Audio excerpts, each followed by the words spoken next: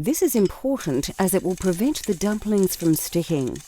Place the dumplings into the steamer and allow a little space for them to expand during cooking.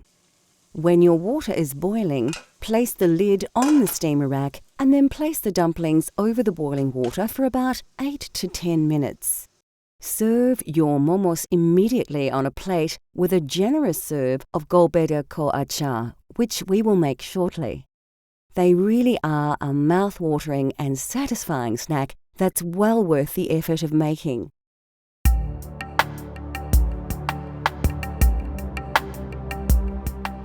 Nepalese cuisine is famous for achar, a vegetable or fruit pickle made from lemon juice, salt, and numerous spices. Homemade pickles became popular across Nepal in the days before refrigeration, as the fermentation process preserved food very well. There is thousands of variety of achar because different culture, different religion, different weather. And hillside, Himalayan side, they like to eat quite hot and flavored because they are very cold. And there's another side, not too cold, different religion, different people. And also, achar is one good for thing. In countryside, even countryside, don't have refrigerator, fridge. In city side, like 20 years, 50 years ago, they don't have fridge, anything. That's why they put some spice and then keep 2-3 days, doesn't go off. That's why they started from that achar is spicy. Now everyone used to eat, used to like. That's why more popular.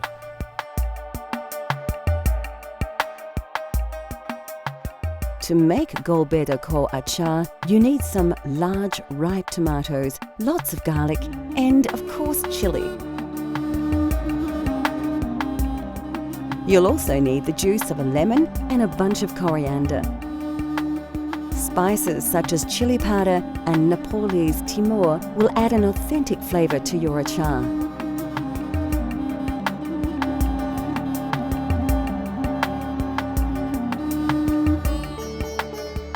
The first thing you'll need to do is slice a number of fine, ripe tomatoes in half and put them aside for later.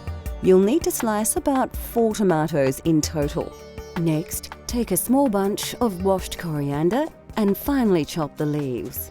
Place the herbs into a small bowl. Pick up a long green chili, remove its stalk, and then chop it into sections of about 1 centimetre.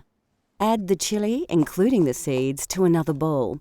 Now grab about 4 or 5 peeled cloves of garlic and roughly chop them into pieces. Place to one side. Now you are ready to start the cooking process.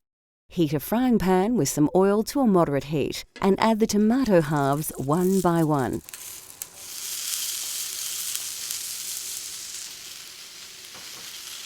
Allow them to cook a little before adding the chopped garlic. Next, add the green chili to the pan and mix the ingredients together. Add a teaspoon of salt and a tablespoon of Szechuan pepper, and then place the entire contents of the pan into a blender. Now add the chopped coriander and 2 tablespoons of lemon juice and blend until the ingredients reach a fine liquid consistency.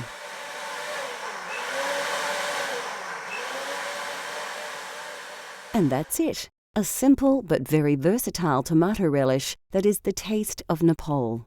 It is best stored in an airtight container and served with any number of dishes as a tasty condiment. Coming up on Cultural Flavours, we discover the dish of the Nepali nation.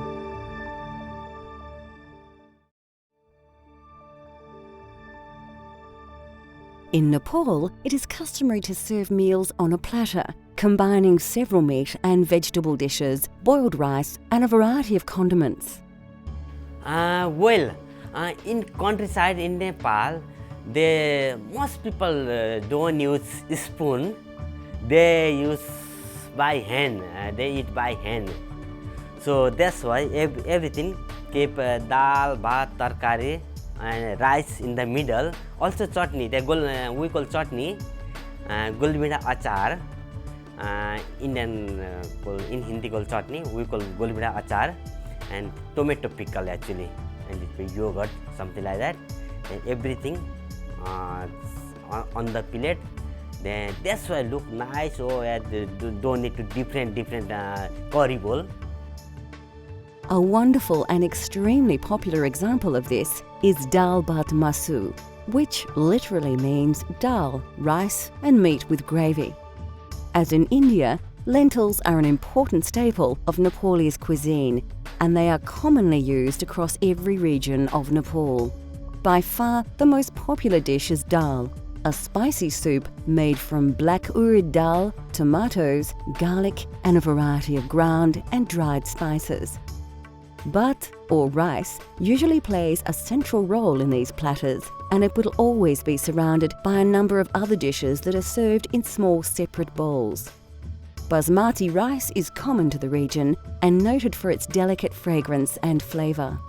Our dal bhat masu features kukura ko masu, a simple chicken curry prepared with tomato, garlic and ginger. A common alternative to masu is takari, a curry made simply with vegetables. An important ingredient in this, and nearly all Nepalese curries, is a dried herb called jimbu. Used extensively across Nepal for its unique taste, which is similar to onions or chives, it is also said to have exceptional medicinal properties. We'll show you how to prepare this delicious curry later in the show. Vegetable dishes are extremely popular and vary across the country. A delicious dish we shall prepare later is saag, a simple stir-fry featuring mustard leaves, chilli and several Nepalese spices. Of course, the most quintessential Nepalese side dish of all would have to be achar. Made from numerous fresh ingredients, the variety of achars is staggering, and it is said that they number in the thousands. This is golbeda ko achar, a spicy tomato relish that is added to platters and, of course, used as a dipping sauce for Nepalese dumplings. A small serving of plain yogurt puts the finishing touches to this traditional Nepalese meal. Well, dal bhat tarkari that's one kind of fixed menu. We call dal bhat tarkari. In Indian call thali. Thali. That's fixed menu, fixed price. But some people eat less, some people eat more. Don't have to pay again, The fixed price can have more dal, more bhat, more tarkari. Yeah, even masu as well, dal bhat masu. Not like not limited thing. That's why many different tastes, same price. So that's why people like to eat that one. Many tourists also eat there. I can see there. Everyone asking, okay, I like to try dal bhat tarkari today. I like to try dal bhat tarkari tonight. Yeah, that's why I think. Yeah.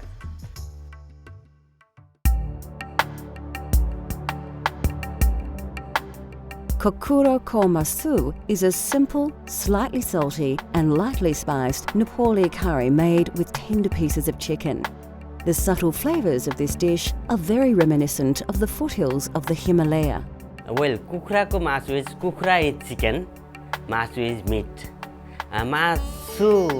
Meat is, masu is everything, beef, pork, chicken, beef, everything. But most of people don't eat beef. Nepali people don't eat meat. That's why different religion, also different flavor, different spices.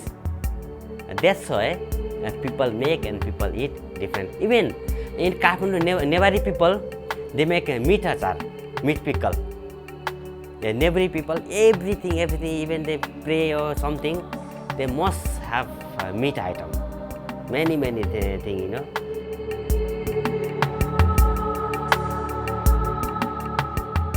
To try this delicious curry at home, you need a few common ingredients as well as a range of dried spices.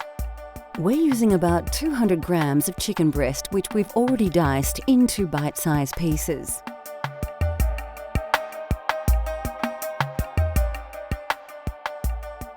All of these spices should be available from your local supermarket, including Szechuan pepper, which has a slightly lemony flavour and is native to China.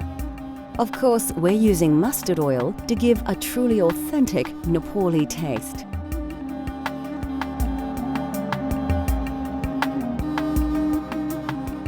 Before starting the cooking process, you need to chop a large red onion and dice a tomato.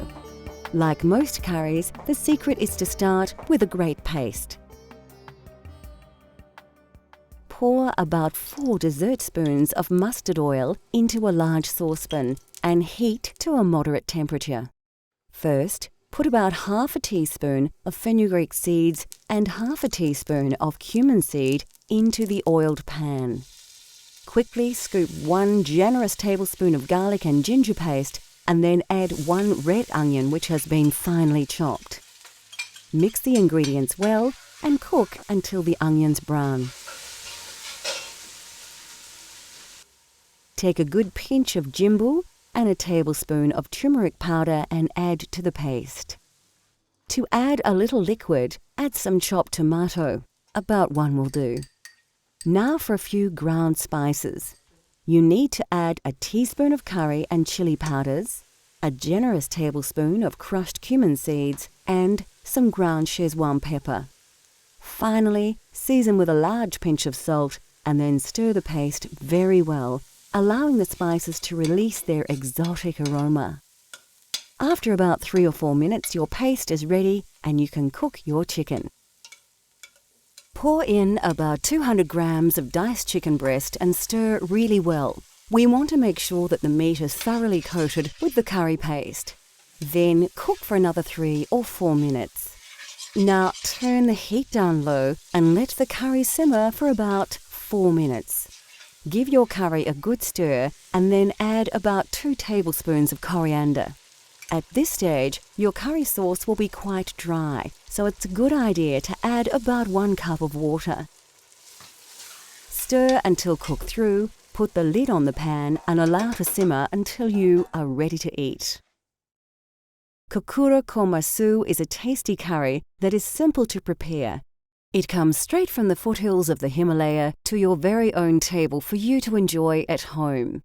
This dish is best eaten with basmati rice or roti.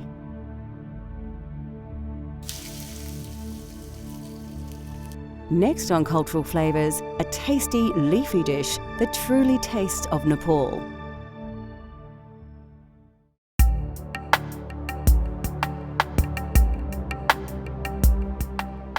Commonly eaten across most of the Indian subcontinent, saag is a tasty curry dish made with either spinach, mustard leaves and various other greens. Mustard leaf is we call raiko saag.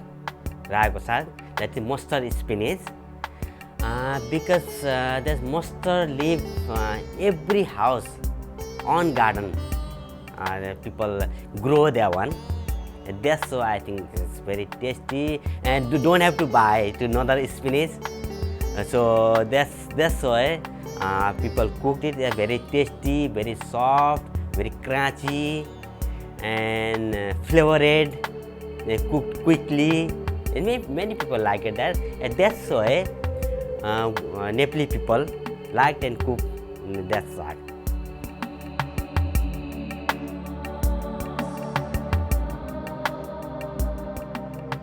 Today, we will prepare an authentic Nepalese saag using fresh mustard leaves. These can be found in most Asian supermarkets, as can ghee, commonly known as clarified butter, and mustard oil, which has a hot, nutty flavour.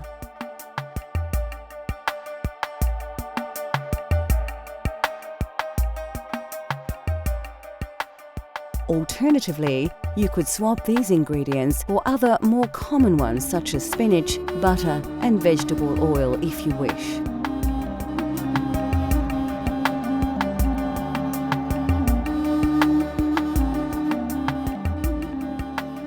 First, we need to prepare the ingredients. Grab a bunch of washed mustard leaves and roughly chop them, including the stalks and leaves as you chop. Heat some oil in a frying pan to a high heat. Add 1 whole dried red chili and 1 pinch of cumin seeds to the oil. Scoop 1 teaspoon of chopped ginger and mix the ingredients together. Next, add about half a teaspoon of turmeric and then a good dessert spoon of ghee. Let the butter warm through before adding the mustard leaves.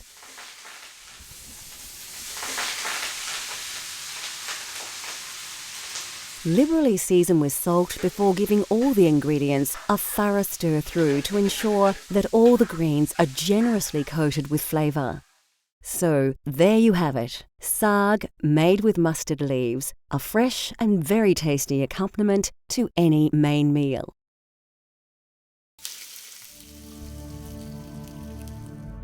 We hope we have uncovered the mystery of the local cuisine in the Nepalese high country. It is a food of many influences and flavours, yet it still maintains its own unique tastes and style. The food of Nepal relies greatly upon the produce that is readily available and in season, and its dishes have been greatly influenced by the diverse cultures and geography of the region. It is, of course, a cuisine that is well worth exploring just as much as the mountains that dominate its landscape. Cultural Flavours continues to explore the world through the diversity of food. From Nepal to Japan, France to Korea, let Cultural Flavours take you on a gastronomic journey so you can experience the tastes of the globe at home.